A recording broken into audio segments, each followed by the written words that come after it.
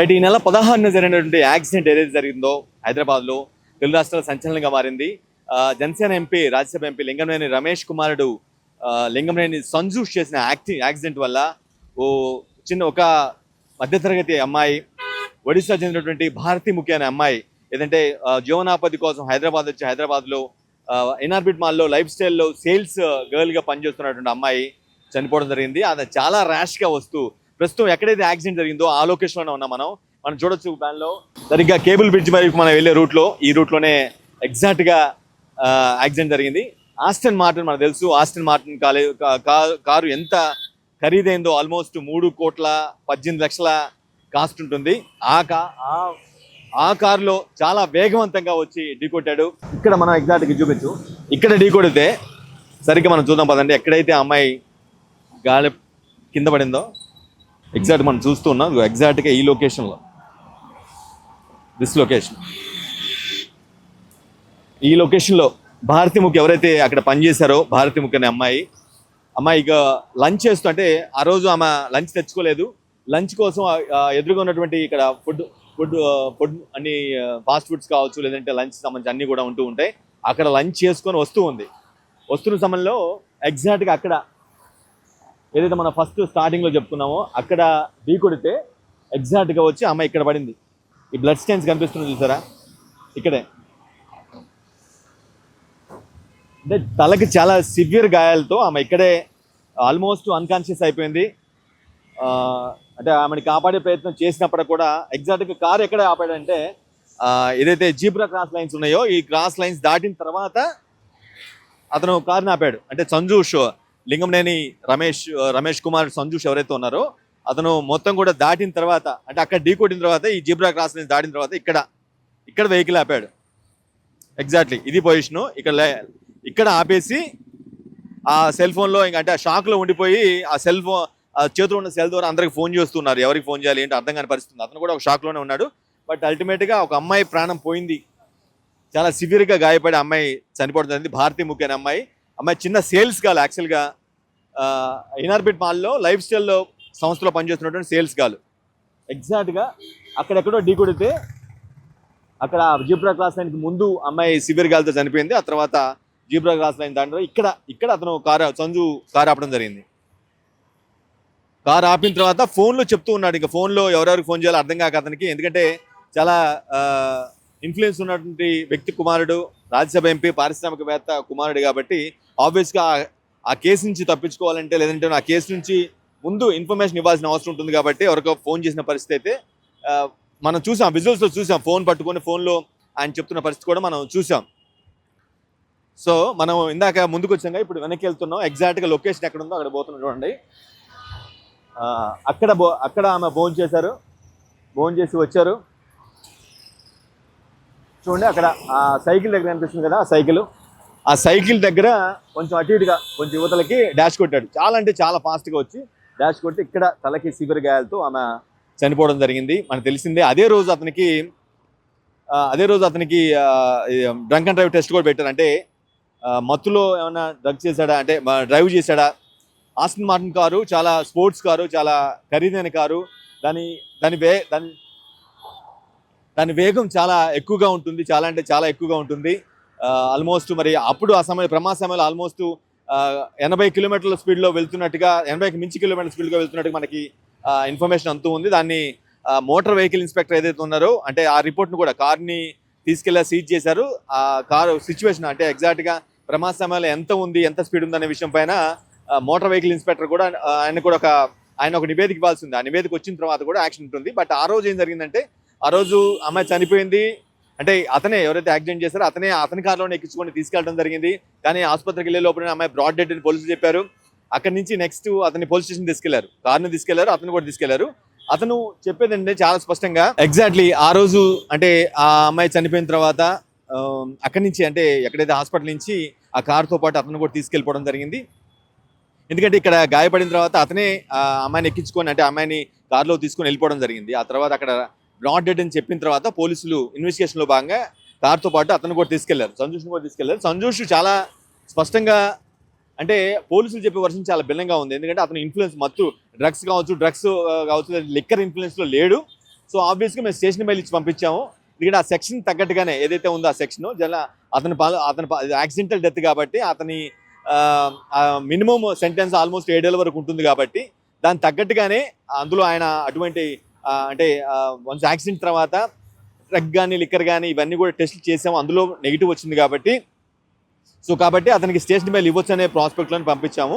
మేము పెట్టిన సెక్షన్లో ఏదైతే ఉన్నాయో అవి ఆల్మోస్ట్ 7 ఏళ్ల వరకు శిక్ష పడే అవకాశం ఉంటుంది కాబట్టి పర్టికులర్గా ఏదైతే ఉందో మందుకు సంబంధించి కానీ లేదంటే మద్యం కావచ్చు లేదా డ్రగ్ కావచ్చు దానికి సంబంధించి ఎలాంటి రిపోర్ట్ లేదు కాబట్టి అలా తాగినట్టుగా ఎటువంటి తేలలేదు కాబట్టి మేము స్టేషన్ బెయిల్ ఇవ్వాలని పోలీసులు చెప్తున్నాం, స్టేషన్ బెయిల్ ఇచ్చామని పోలీసులు చెప్తున్నారు. దీని మీదే చాలా అభ్యంతరం వ్యక్తం అవుతుంది. మీరు ఏ విధంగా ఒక మనిషిని చంపిన వ్యక్తికి ఆ విధంగా మీరు తీసుకెళ్ళిపోయి ఏదో మామూలుగా క్యాజువల్గా డ్రగ్స్ టెస్టులు మద్యం టెస్టులు డ్రంక్ అండ్ డ్రైవ్ టెస్టులు చేసి ఎలా స్టేషన్ బెయిల్ ఇస్తారు, అది కరెక్ట్ కాదనే వాదన బలంగా అనిపిస్తుంది. కేవలం ఎంపీ చాలా పారిశ్రామికవేత్త, చాలా అధికంగా బలమైన వ్యక్తి, అతను ఇన్ఫ్లుయెన్స్ చేయడం వల్ల ఈ విధంగా వాళ్ళు ఒక మనిషి చనిపోయినప్పుడు కూడా ఒక 26 ఏళ్ళ యువతి చనిపోయినప్పుడు కూడా స్టేషన్ బెయిల్ మాత్రం ఇచ్చేసిపోయారు. స్టేషన్ బెయిల్ ఇచ్చేసి పంపించారంటే దాన్ని బట్టి అర్థం చేసుకోవచ్చు. అంటే అతను అఫ్కోర్స్ డ్రగ్ తీసుకోలేదు, మద్యం తీసుకోలేదు, కానీ చాలా వేగంగా ఈ రూట్ నుంచి చాలా వేగంగా ఆస్టన్ మార్టిన్ అని ఏదైతే ఫారిన్ కంపెనీ ఉందో ఆ ఫారిన్ కంపెనీ దాదాపు 3 కోట్ల పైన ఉంటుంది ఆ కారు. చాలా వేగవంతంగా వస్తూ ఆమె ఎవరైతే చాలా నిరుపేద కుటుంబం, ఏదో జీవనోపాధి కోసం ఒడిశా నుంచి ఇక్కడికి వచ్చి ఇక్కడ పక్కన ఉన్నటువంటి ఇనార్బిట్ మాల్లో పనిచేస్తుందామా. ఇనార్బిట్ మాల్లో పనిచేస్తున్నటువంటి వ్యక్తి అంతా ఒక 20,000-30,000 శాలరీ మంత్లీ ఉండి ఉండొచ్చు. ఆ అమ్మాయి లంచ్ తెచ్చుకుపోవడం వల్ల లంచ్ చేయడం కోసం ఆ పక్కగా ఎదురుగా వెళ్ళేసి చేసిన తర్వాత వస్తూ ఉండగా అతను ఆ విధంగా సంజోష్ చాలా దారుణంగా విపరీతమైన వేగంతో వచ్చి ఢీ కొట్టాడు. ఆ అమ్మాయి అక్కడికక్కడికే ఆల్మోస్ట్ చనిపోయిన పరిస్థితి. ఎందుకంటే చనిపోవడం అంటే ఇక్కడ కొంత కొనవూపిరితో ఉంది, బట్ హాస్పిటల్కి వెళ్ళే లోపల ఆమె ప్రాణం పోయింది. అదే విషయం వైద్యులు కూడా చెప్పారు. సో అతను ఏ విధంగా స్టేషన్ బెయిల్ ఇచ్చి పంపించారనేది ఇప్పుడు మెయిన్ చాలా పెద్ద ఆస్పెక్ట్గా కనిపిస్తుంది. కఠిన శిక్షలు తీసుకోవాల్సిన అవసరం ఉంది. అంటే పోలీసులు చెప్పే వర్షన్ మాత్రం మేము బ్లడ్ శాంపిల్స్ కూడా పంపించాం. వన్స్ బ్లడ్ శాంపిల్స్ వచ్చిన తర్వాత కూడా మేము ఫైనల్గా నిర్ధారిస్తామని చెప్తున్నారు. అదేవిధంగా కారు స్టేటస్ మాత్రం మోటార్ వెహికల్ ఇన్స్పెక్టర్ MVI ఏదైతే ఉంటుందో అక్కడి నుంచి వచ్చిన నివేదిక బేస్ చేసుకొని ఫర్దర్గా ఇన్వెస్టిగేట్ చేస్తూ అని చెప్తున్నారు. కానీ ఇక్కడ చాలా ప్యాథటిక్ సిచ్యువేషన్. ఒక అమ్మాయి చనిపోయిన తర్వాత కూడా 16వ తారీఖు అమ్మాయికి ఇక మధ్యాహ్నం పూట యాక్సిడెంట్ అయింది, మధ్యాహ్నం పూట చనిపోయింది. ఈరోజు 22వ తారీఖు ఆల్మోస్ట్ వారం అవుతుంది. ఇప్పటికీ ఒక మనిషి ప్రాణం పోవడానికి కారణమైనటువంటి ఒక యువతి ప్రాణం పోవడానికి కారణమైనటువంటి జెన్జీ బ్యాచ్ సంజూష్ ఎవరైతే ఉన్నారో జెన్జీ, అతని వయసు 21, అమ్మాయి చనిపోయిన అమ్మాయి వయసు 26 సంవత్సరాలు.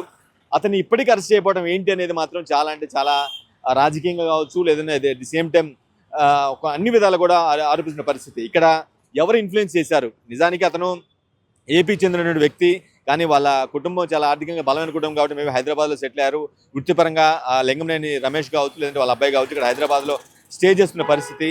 కానీ అటువంటి వ్యక్తి అంటే అక్కడ టీడీపీ ఈ విషయంలో ఈ యాక్సిడెంట్ సంబంధించి ఏదైతే పార్టీ ఉందో జనసేన, ఆయన ఎంపీకి ప్రాతినిధ్యం వస్తున్నారు. జనసేన పార్టీ నుంచి ఎవరు మాట్లాడలేదు, టీడీపీ నుంచి ఎవరు అంటే మిత్రపక్షంగా ఉన్నటువంటి టీడీపీ మాట్లాడలేదు, బీజేపీ మరో మిత్రపక్షంగా ఉన్నటువంటి బీజేపీ మాట్లాడలేదు. ఇక్కడ రేవంత్ రెడ్డి కాంగ్రెస్ ప్రభుత్వం ఉంది. ఇన్సిడెంట్ అక్కడే జరిగింది, హైదరాబాద్లో జరిగింది. ఇక్కడ కాంగ్రెస్ ప్రభుత్వం ఉంది. అక్కడి నుంచి కూడా కాంగ్రెస్ ప్రభుత్వం నుంచి కావచ్చు ఎవరు కూడా మాట్లాడిన సందర్భం అయితే ఉంది. కేవలం పోలీసులు మాత్రం దీన్ని ఒక కేసుని ఈ విధంగా మాకున్నటువంటి యాక్సిడెంటల్ డెత్గా నమోదు చేశాము.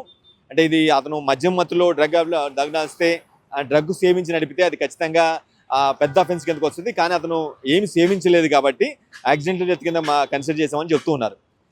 కానీ ఇక్కడ మ్యాటర్ అది కాదు. ఒక వ్యక్తి చనిపోయిన తర్వాత కూడా ఎందుకు ఈ విధంగా 7 రోజులు అవుతున్న ఇన్సిడెంట్ జరిగి 7 రోజులు అవుతున్నప్పుడు కూడా ఇప్పటికీ ఎందుకు కేసు నమోదు చేయలేదు అనేది చాలా మంది లేవనెత్తుతున్న అంశం. ఖచ్చితంగా దీనిపైన చర్యలు తీసుకోవాల్సిన అవసరం ఉందని, వెంటనే అతన్ని అరెస్ట్ చేయాల్సిన అవసరం ఉంది, కఠిన శిక్షలు పడాల్సిన అవసరం ఉంది. అఫ్కోర్స్ అతను మద్యం సేవించకపోవచ్చు, కానీ ఎంత ఫాస్ట్గా వస్తుందో మనకు అర్థమవుతుంది. ఈ పరిధిలో మధ్యాహ్నం పూట ఈ సమయంలో అంటే యాక్సిడెంట్ జరిగిన సమయం మధ్యాహ్నం పూట కాబట్టి ఆ car sports car, imported car, అది ఎంత వేగంగా వస్తుంది. జనరల్గా ఇటువంటి ఏరియాలో ఈ రూట్ ఏదైతే ఉందో హైటెక్ City to cable bridge route ఏదైతే ఉందో ఆ రూట్లో కొంత నిదానంగా పోవాల్సిన అవసరం ఉంటుంది. 2 లేన్ రోడ్ అయినప్పుడు కూడా రోడ్డు కొంత చిన్నగానే ఉంటుంది కాబట్టి ఖచ్చితంగా నిదానంగా వెళ్ళాల్సిన అవసరం ఉంది. కానీ అటువంటి పరిస్థితి లేదు, చాలా వేగవంతంగా వచ్చినట్టుగా అర్థమవుతుంది. 80 కిలోమీటర్ల పైన ప్రమాద సమయంలో గంటకి 80 కిలోమీటర్ల పైనే కారు నడుపుతున్నట్టుగా మనకి అర్థమవుతుంది. రిపోర్ట్ కూడా వస్తుంది. అంటే మోటార్ వెహికల్ ఇన్స్పెక్టర్ నుంచి వచ్చిన రిపోర్ట్ ఆధారంగా కేసు ఫర్దర్ ఇన్వెస్టిగేషన్ కూడా జరుగుతుందని చెప్తున్నారు. తాము బెయిల్ ఇవ్వడానికి, స్టేషన్ బెయిల్ ఇవ్వడానికి మాత్రం ఖచ్చితంగా అతను మద్యం కావచ్చు లేదంటే డ్రగ్స్ సేవించి లేడు కాబట్టి మేము స్టేషన్ బెయిల్ ఇచ్చామనేది పోలీసుల వర్షన్. కానీ దీన్ని యాక్సెప్ట్ చేయట్లేదు. ఇక్కడ ఖచ్చితంగా అరెస్ట్ జరగాల్సిన అవసరం ఉంది. ఎందుకంటే ఒక మనిషి, ఒక యువతి ప్రాణం పోయింది, చాలా సివియర్గా గాయపడి ప్రాణం పోయింది. అయినా ఎందుకు అరెస్ట్ చేయలేదనేది మాత్రం అయ్యే ప్రశ్నలు ఉత్పన్నం అవుతూ ఉన్నాయి. పోలీసులు చెప్పే వర్షం ఒక విధంగా ఉంది, మరోవైపు పొలిటికల్గా ఎవరు మాట్లాడిన సందర్భం ఉంది. అటు ఏపీకి చెందినటువంటి ఎంపీ కాబట్టి అతను టీడీపీ మాట్లాడాలి, జనసేనగా మాట్లాడాలి, బీజేపీ మాట్లాడాలి, కానీ ఏ పార్టీలు కూడా మాట్లాడలేదు. కేవలం ఇక్కడ కొంతమంది ఆయన పారిశ్రామికవేత్త, కొంత ఎంపీగా ఉన్నారు, ఆర్థికంగా పొలిటికల్గా ఇన్ఫ్లుయెన్షియల్ ఫ్యామిలీ కావడంతో ఆయన మేనేజ్ చేస్తున్నారు. ఇక్కడ ఉన్నటువంటి ప్రభుత్వం లేదంటే పోలీసులన ఎవరైనా సరే మేనేజ్ చేసి తన కుమారుడిని కాపాడుకున్నాడనే వాదనలు అయితే బలంగా వినిపిస్తున్నాయి. వీటికి మరి మోటార్ వెహికల్ ఇన్స్పెక్టర్ ద్వారా వచ్చినటువంటి నివేదిక ఆధారంగా ఏం తీసుకుంటారు, అదేవిధంగా బ్లడ్ శాంపిల్స్ పంపించారు కాబట్టి ఆ బ్లడ్ శాంపిల్స్లో ఉన్నటువంటి రిపోర్ట్ ఆధారంగా ఎలాంటి చర్యలు తీసుకుంటారు అనేది మాత్రం తెలియాల్సి ఉంది. ఏదేమైనా ఒక అమ్మాయి ప్రాణం పోవటం మాత్రం చాలా బాధాకరం. ఒక చాలా పేద కుటుంబం, ఒడిశా నుంచి జీవనాభి కోసం వచ్చి ఇక్కడ ఇనార్బిట్ మాల్లో ఒక సేల్స్ గాల్గా పనిచేస్తున్నటువంటి అమ్మాయి లంచ్ తెచ్చుకోవడంతో లంచ్ కోసం వెళ్ళి లంచ్ చేసి తిరిగి వస్తుండగా అతను లింగమనేని సంజుష్ అనే వ్యక్తి చాలా దారుణంగా కారు నడిపి, వేగవంతంగా కారు నడిపి ఆ అమ్మాయిని ఢీ కొట్టి అమ్మాయి చావుకు కారణమైనటువంటి వ్యక్తి. అతన్ని ఖచ్చితంగా శిక్షించాలనే డిమాండ్ అయితే వెలువెత్తున్నాయి. అంతేకాదు ఆ భారతీముఖి ఎవరైతే అమ్మాయి ఉందో, ఎంప్లాయ్ ఎవరైతే ఉన్నారో భారతీముఖి, ఆ అమ్మాయి కుటుంబాన్ని ఆమెకి కంప్లీట్గా కాపాడాల్సిన అవసరం ఉంది. ఎందుకంటే ఆ అమ్మాయి వాళ్ళ కుటుంబానికి ఆ అమ్మాయే పెద్ద, అంటే సెన్స్ సంపాదనలో ఆ అమ్మాయే పెద్ద. ఆ అమ్మాయి వాళ్ళది చాలా పేద కుటుంబం. ఆ అమ్మాయి మాత్రమే అంటే మంత్లీ ఎంతో కొంత ఎర్న్ చేసి ఇంటికి పంపిస్తున్న పరిస్థితి. సో అలాంటి కుటుంబానికి ఒక ఆదరణ లేకుండా చేస్తారు కాబట్టి ఆ కుటుంబాన్ని చాలా బలంగా ఆదుకోవాల్సిన అవసరం ఉంది. పెద్ద ఎత్తున మద్దతు ఇవ్వాలి, ఆర్థిక మద్దతు ఇవ్వాలి అనే ప్రాస్పెక్ట్. అంటే ఎవరైతే ఇన్సిడెంట్కి పాల్పడ్డాడో ఆ వ్యక్తిని సివియర్గా పనిష్ చేస్తూనే బాధిత కుటుంబాన్ని ఆదుకోవాలనే డిమాండ్లు అయితే వెల్లువెత్తు ఉన్నాయి. కెమెరా పర్సన్ శివతో వెంకటేష్, వలయం టీవీ.